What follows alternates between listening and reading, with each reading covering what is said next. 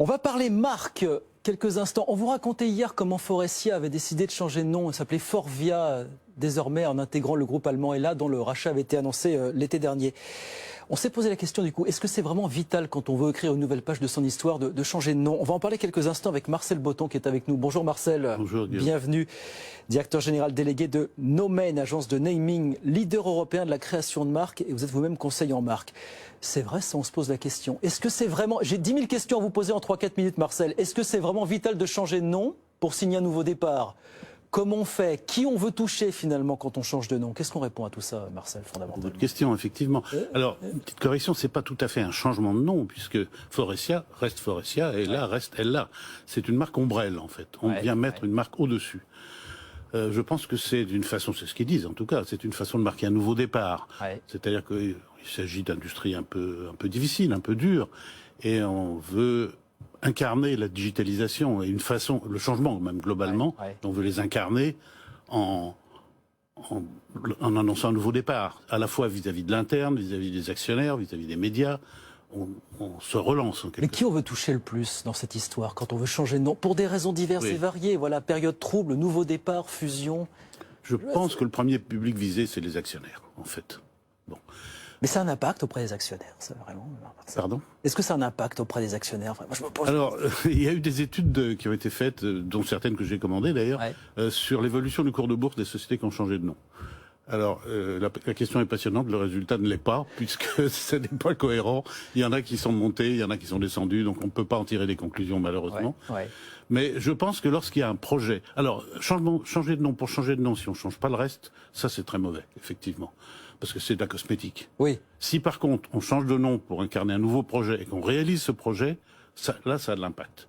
Et ça a de l'impact partout, sur le personnel, sur le recrutement, sur la marque employeur, sur les actionnaires, et même sur le grand public. Donc, le mode d'emploi, c'est quoi? Une grande entreprise qui, dans le cadre d'un projet, quel qu'il soit, ou pour tourner la page d'une période un peu trouble, je décide de changer de nom. Je fais quoi? Je m'adresse à des gens comme vous, effectivement, des conseillers en marque. Je leur fais confiance? À 100%? Oui, bien sûr, mais... 100%.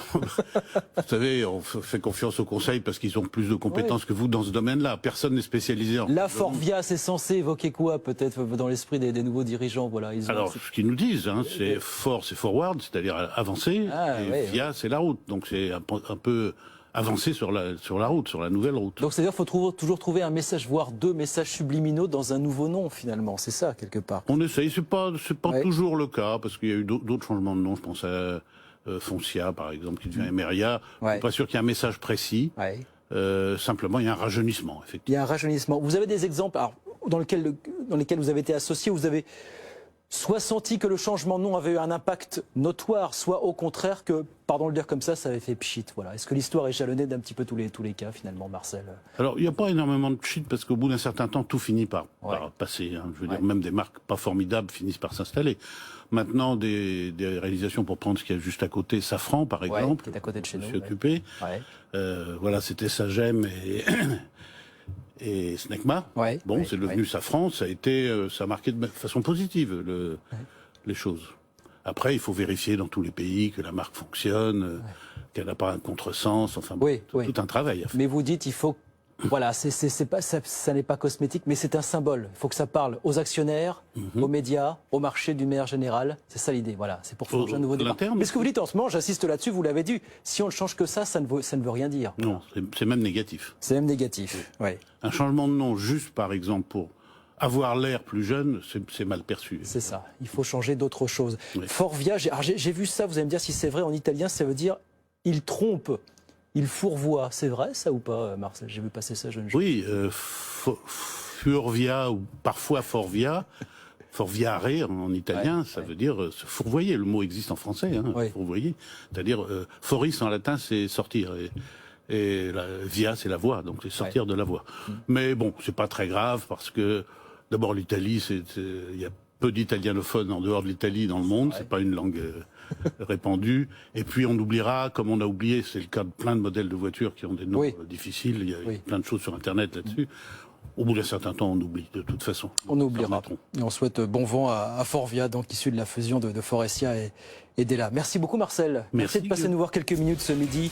Marcel Botton, directeur général délégué de No Main, conseil en marque. Merci, à très vite, avec plaisir.